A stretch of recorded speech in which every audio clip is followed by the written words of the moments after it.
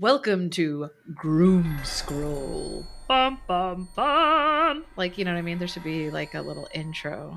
Mm-hmm. That's Is going to be it. I'm just going to add some noise to it. Okay. Yes. Let's talk that's what about we're doing. companion. That is what we're doing today on Blooming After Grooming. Groom Scroll. Groom Scroll Season 2?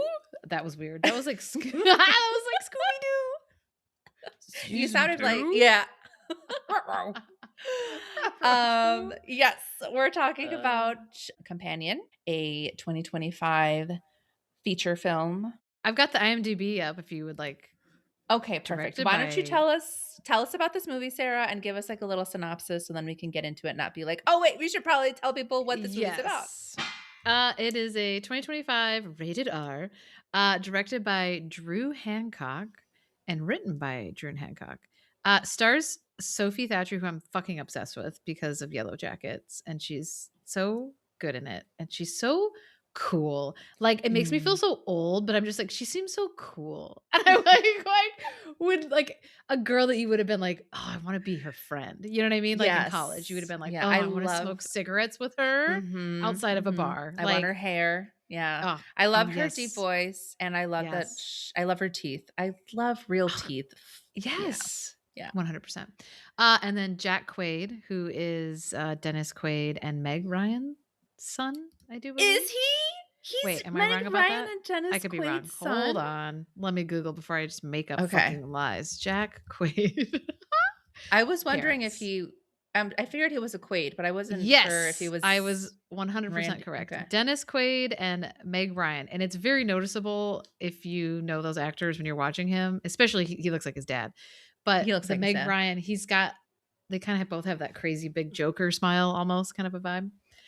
Oh, Um, fascinating. Okay, so he's in it. yes. And So many good then people are in it. Fucking Harvey I Guillen's in Oh it. my god, I love him so much. AKA Guillermo from What We Do in the Shadows, the fucking greatest character on one of my favorite TV shows. Guillermo de la Cruz. Oh god, he's so good on that show. He's so lovable.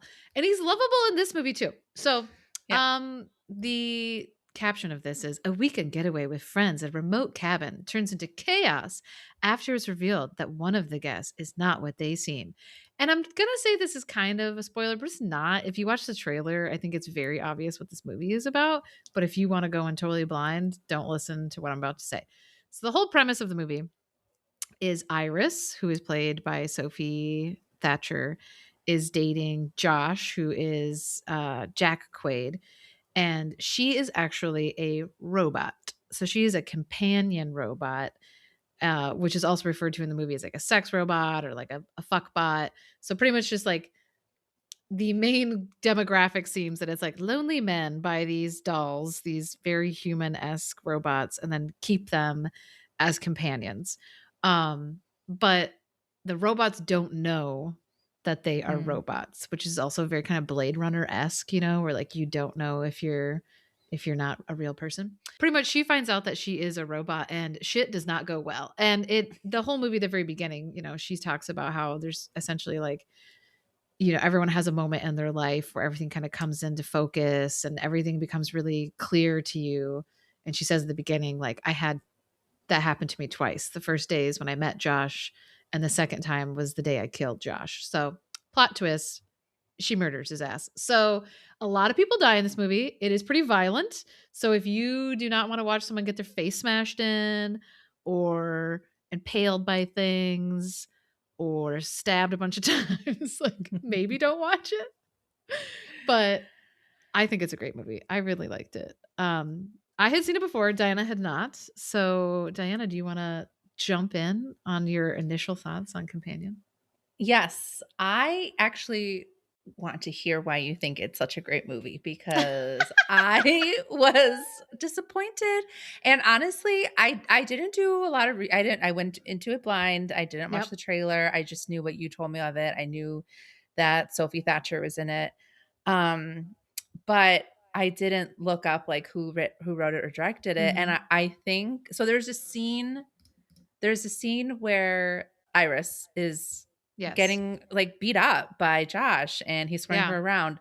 And I think in that moment there was a part of me that was like this was written by a man. Like this, there's Yeah, just something so violent about like a scene that depicts a man like beating male on female violence. sure. And I get that in this movie, she's supposed to be a bot, and that opens up a whole different discussion on like, who gets rights and whatever. Yeah, I just feel like it didn't say anything new.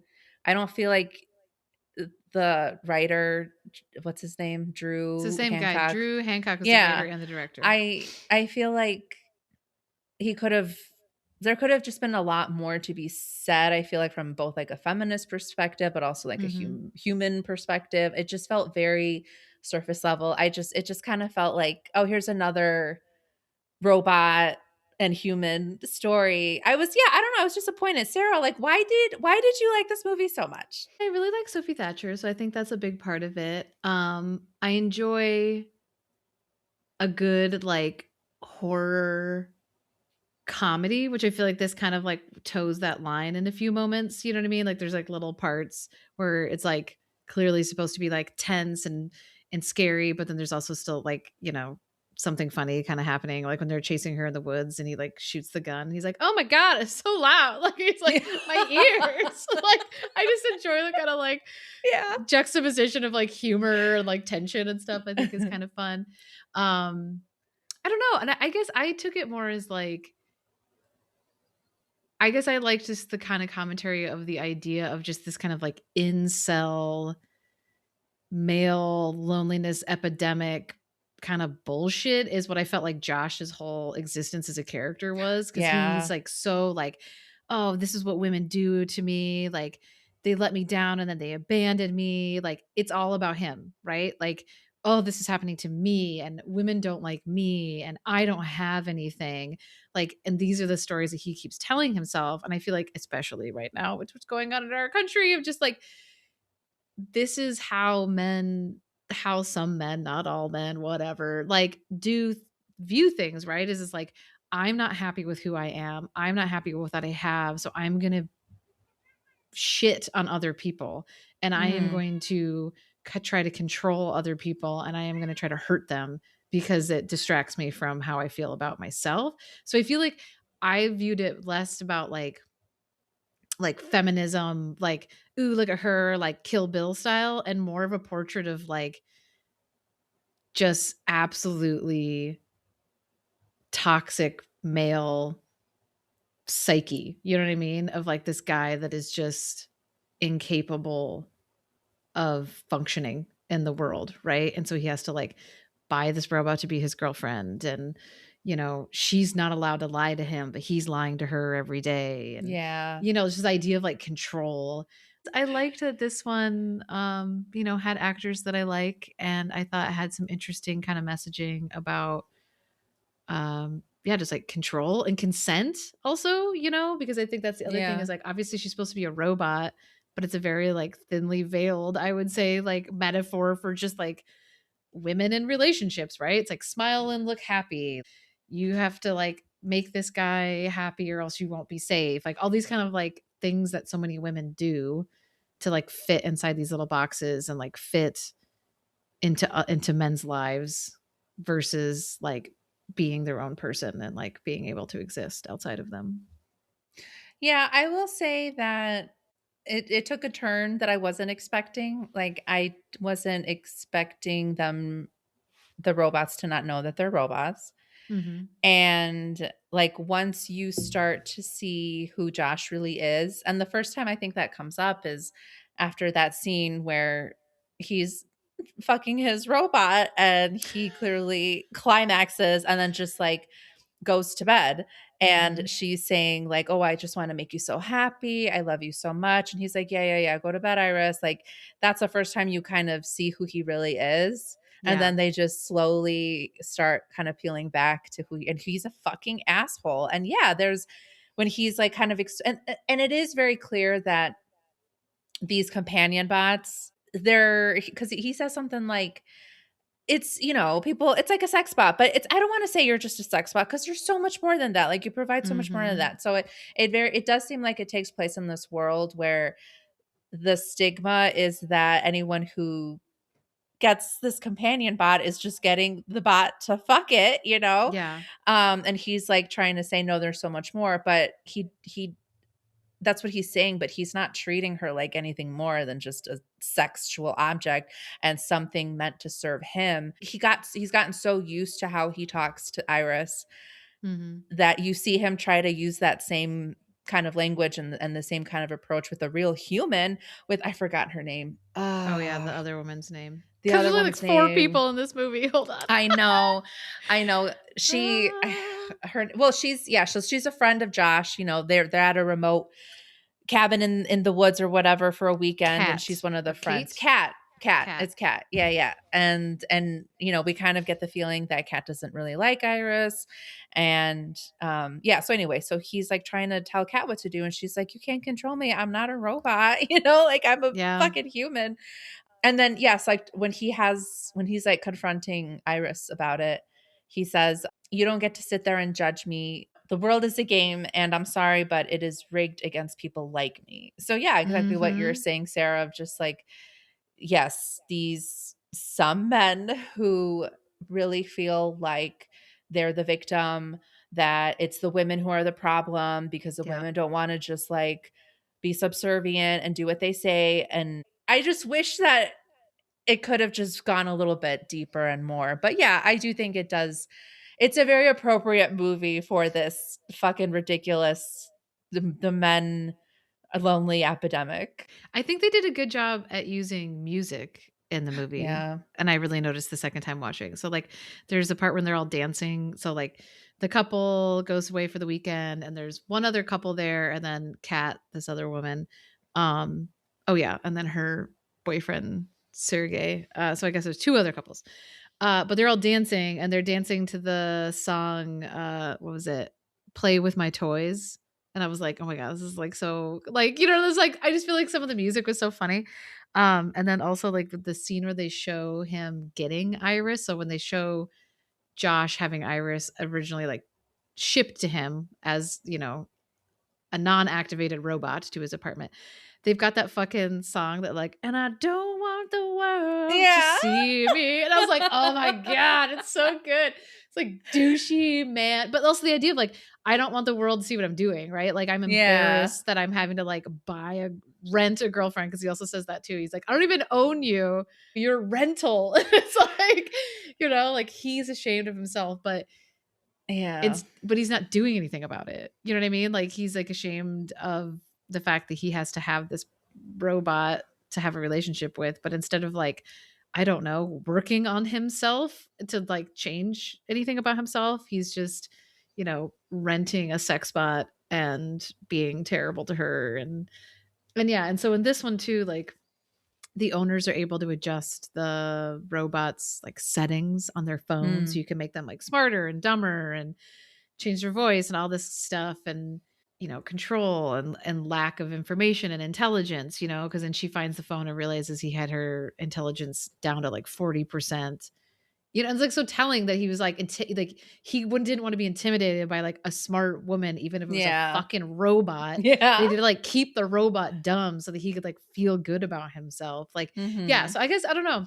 I feel like I just looked at it as more of, like I feel like so often movies about, like, domestic abuse or, like, toxic relationships is more of the idea of, like, this guy's like a monster, or this guy's an alcoholic, and when he drinks too much, he beats his wife, or like that kind of thing. And this was very much like, this is a sad little fuck who's like a pitiful person and he hates Yeah. himself. And because of that, he's doing all these things, which I feel in my lived experience is much more relatable of like, you know, like small, shitty little people like to make other people feel small and shitty so that they don't feel so bad. And so I feel like it really focused on that aspect of it. Yeah. Um, I don't think it's a bad movie, you know, I don't think it's a terrible movie. I think I wanted a little bit more. But I do think it did a good job at yes, the music for sure, the music and there were some humorous moments, but I do think it could like there were some great monologues. And I think too it showed like when the tech people, like oh, yeah. the people who come from like the robot company to pick up the robot that's been shot through the head, he's telling his side of things, and his side of things is he's basically blaming Iris for being so jealous. Oh, she was just so jealous, and me and Kat Mhm. had a thing, and then she went crazy, and then she da da It's da like da. Like it's gaslighting a just robot. yes. Yes! And it is that thing, like, it's the same, and honestly, like, Iris was just reacting. Like, she Yeah. was just reacting to shit. She was reacting to the Russian guy trying to take advantage of her, rape her. Like, she's just everything that she did, it was a reaction to something that was happening, but also it was a reaction based off, like, the setting that they put her at. So, like, she's being used in such a way, and then she's being Mhm. blamed for how she responds. It's So, it which is is what very, happens in like abusive relationships, yes. you know what I mean? Like, you fight all night, you're sleep deprived, you're edgy, and then, like, the next day, it's like you're short with somebody, and then it's like, "Well, look what a crazy bitch she is." And it's like, "'Cause you kept me up till 4 o'clock in the morning fucking arguing with me about what" you know what I mean? Like, whatever. And I feel like that's like, when I watched it the first time, that's what I, like, I guess, associated with it a lot, where I was just like, I feel like as a person that's been in, like, an abusive relationship, I mean, not to the point of, like, I was getting beat up and, like, thrown in a class of fucking room like in that movie, but, like, there was just that kind of relatable aspect of the idea of, like, being gaslit, and the idea of, like, being lied to, and being controlled, and, like, having somebody be like, "You have to tell me that you love me, Mm, or something bad is gonna happen," you know what I mean? And you have to scratch this itch because I'm this really insecure person, and I need you, but I'm also gonna be really fucking terrible to you at the same time. And then her kinda just having that, like, "Oh, you're a piece of shit." Like, that kinda, I think that's, like, a relatable experience, you know what I mean? And mhm. especially that scene in the shower when she's, like, peeling the rubber off of her hand when she's, Yeah. like, in the shower looking at it, like, the first time I saw that movie, I was like, "That makes me think so much of that scene." Makes me think so much of my aha moment. I was in the shower, dude, and I literally was just like, "Oh, oh." Like, you know what I mean? Where she's like, "Oh, I am a powerful robot." And I was like, "Oh, I was groomed, not a person who Yeah. participated." You know what I mean? Like, I feel like that part of it, like, resonated with me. And I think the fact that she's a robot and that it's a violent horror movie is just, like, a nice shoe in to get people to watch it. Kinda like the book that we've been talking about that we have not read yet, Wait, that we can't really get into. But, okay, but it reminded me of this movie reminded me of the book that we're gonna ta Dissonance, right? We're gonna talk about the book yes. Dissonance, and it reminded me I think there's an interesting connection there, and we'll have to Oh, really think about how we plan out the release of these episodes because when she was what was she saying? Oh, when she kills the Russian, yeah.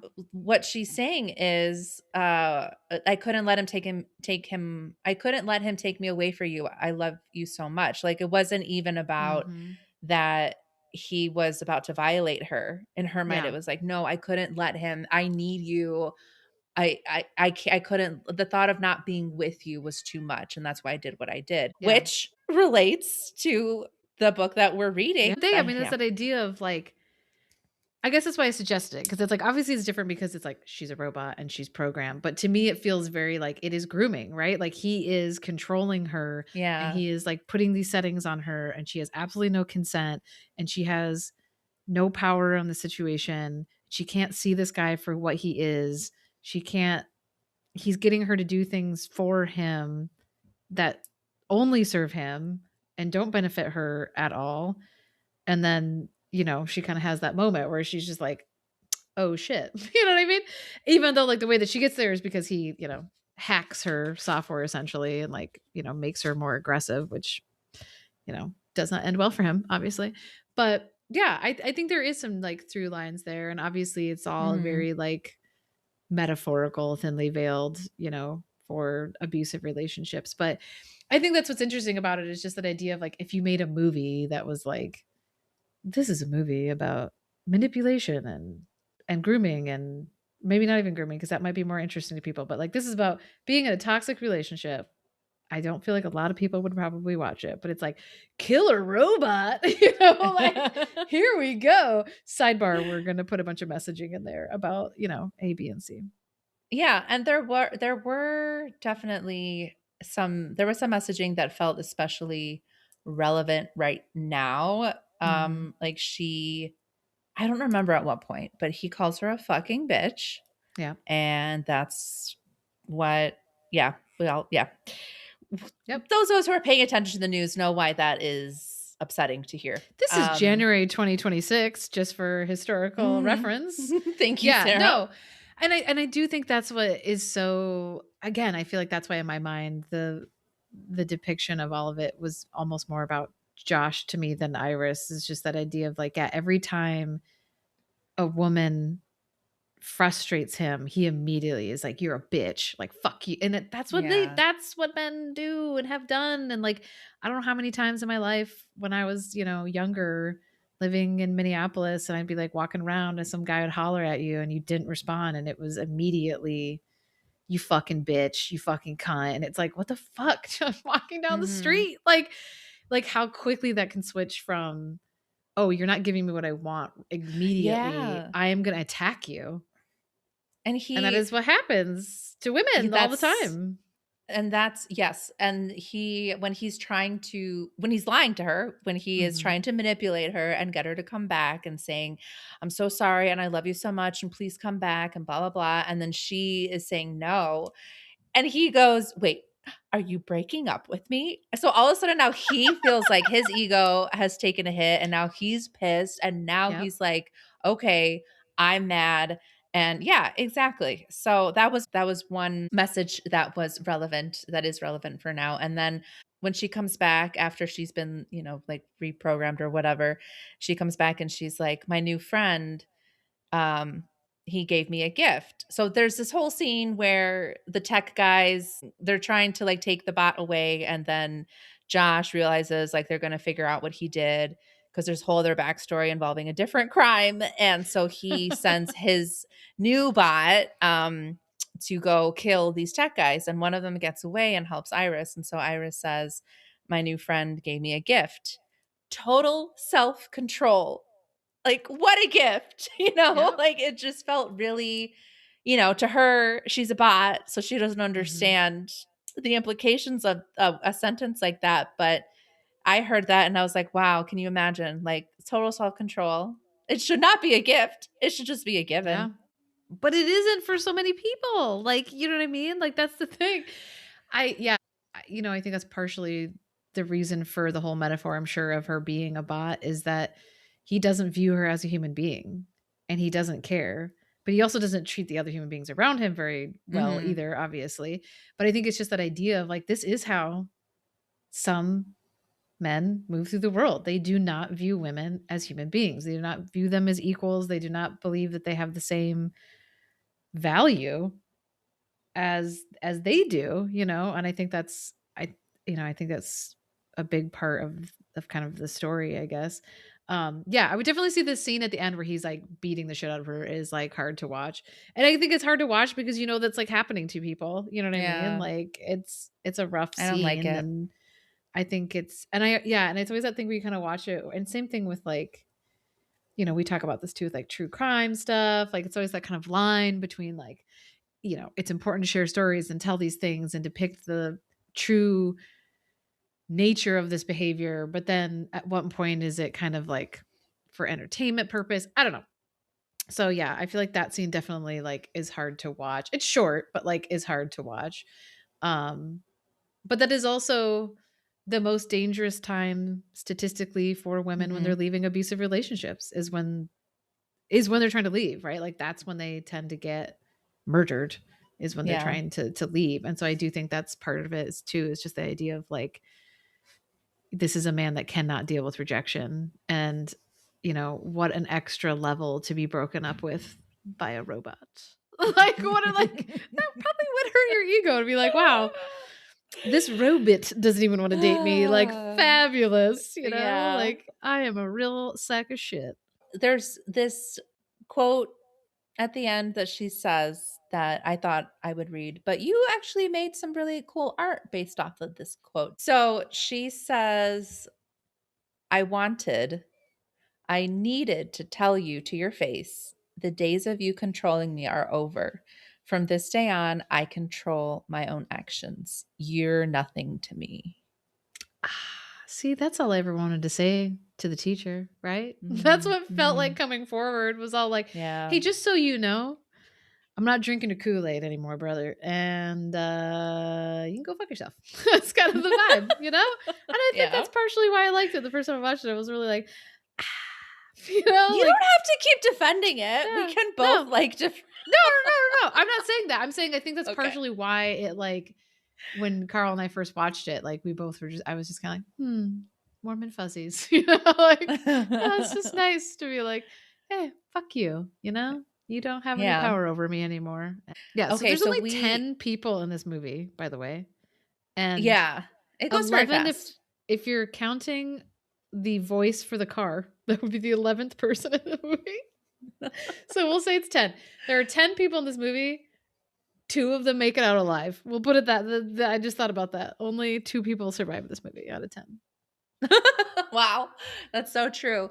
So, Yeah. yeah, so listeners, that Josh doesn't make it, and You know that that at in the the very first 10 beginning. Yeah, seconds, because yeah. that's what she says.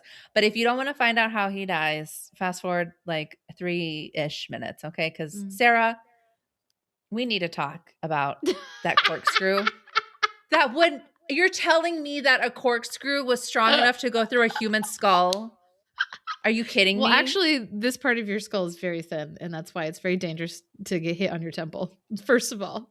This is a very Okay, weak part of your skull. but still, you're I'm telling not me arguing that with you. a wine Yeah. automatic corkscrew would be able to go through your temple, human flesh and Mhm. skull and Mhm. muscle.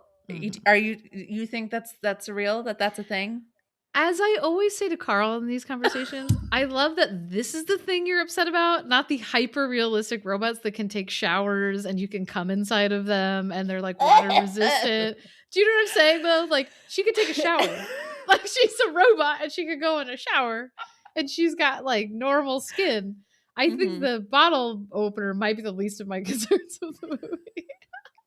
She never wondered, like, why don't I go to the bathroom like Josh? You know what I mean? But he said something about, like, she has a water tank or something in her, so it might because she eats food and drinks Yeah. wine and stuff. I mean, it's probably just some stupid, like, Yeah. tube where nothing happens to it. Because it's like if you never saw other people's poop, I don't know, you would just be like, "Yeah, it goes in red.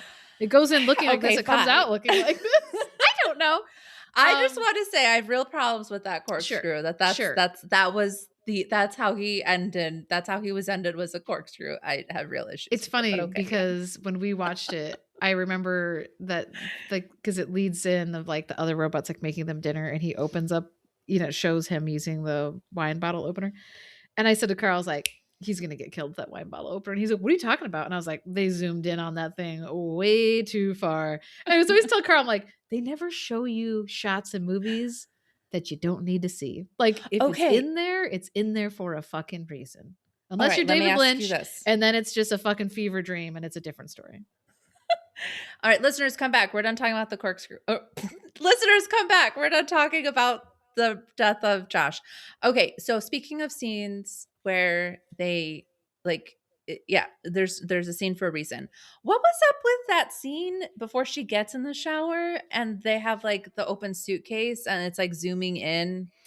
Because there's a thumb drive in there, and the thumb drive is what he uses to like download the like malware virus essentially to hack Iris to make her aggressive because they're Oh. pre-programmed to not be able to hurt anybody. And so he Mhm. somehow buys, black market or something, a thumb drive with a virus where he can like hack her to program her to be able to like kill somebody for him. I completely missed that part. I know. There's a scene later where he's like holding it up and he's like, this is how I did it. I remember the flash drive, but I don't remember hearing that he had to do like black market style because they're Well, programmed I to not don't hurt think he people. said all that. I think it's just implied because it's when he's explaining Okay. it to Eli, All right. when Well, they're like some catching Eli up to yeah, yeah, everything. yeah. Okay. Well, thank God that we watch these movies together because you pick up on so many details that I Oh god, I also did like the don't. scene with the cop when she like changes her settings to German cuz like so The robots cannot lie. They are programmed so they are incapable of lying. So she changes her settings to speak German so that she can talk to this police officer without telling him everything. And it's a very funny scene where he's asking all these Yeah. questions and she's just rambling about like horrific things in German. And he's like, gosh darn, I don't know how to now here, listen, lady. And he's like trying to talk to her. That part's pretty Yeah. funny. Yeah. Yeah. It's so I will say I didn't hate it. I didn't not like it. I guess more I liked it. It was a fun movie. I liked it.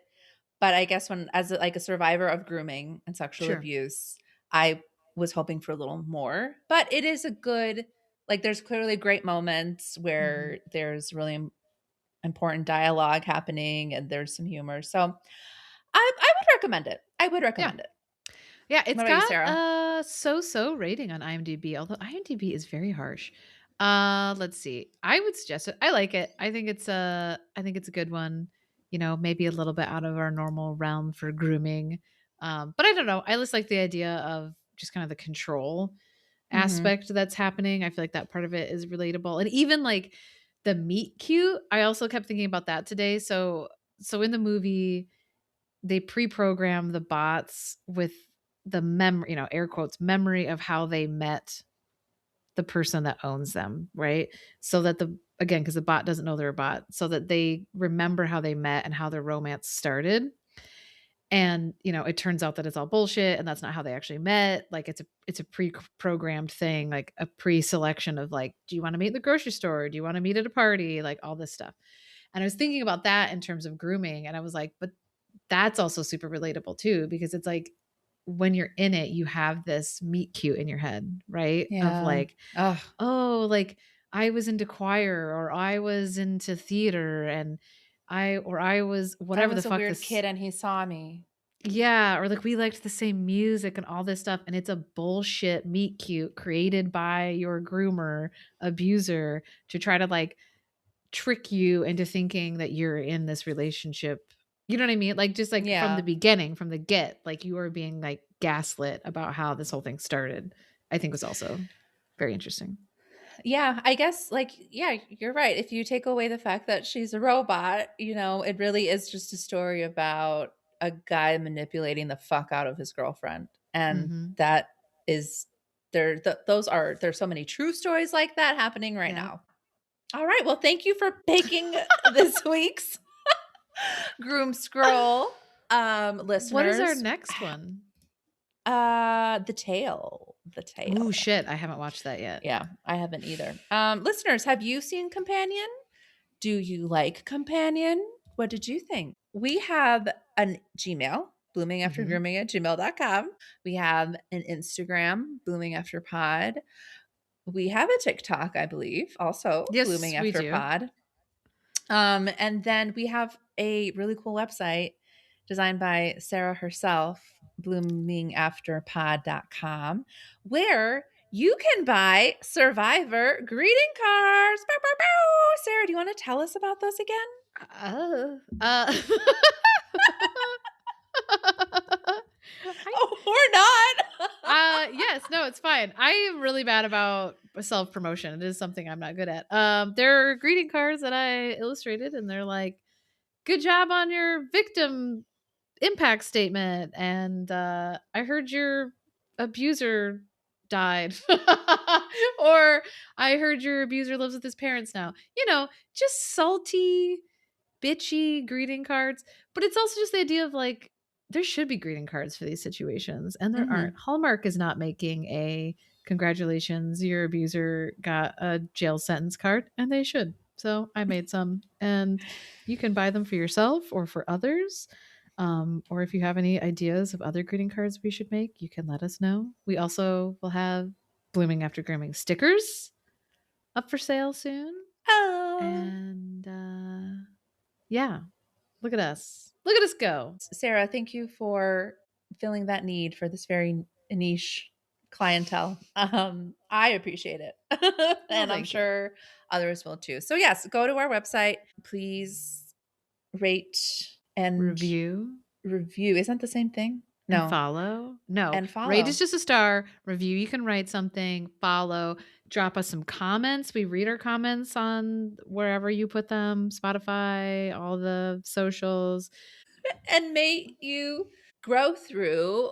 What you go through. Yes, exactly. Okay, goodbye. Goodbye. Diana, what is wrong with us? I'm horny. So that's what I am in a rush for. I'm not in a rush to be in a relationship, but like I need some skin to skin contact. So, are there different apps for that sort of thing?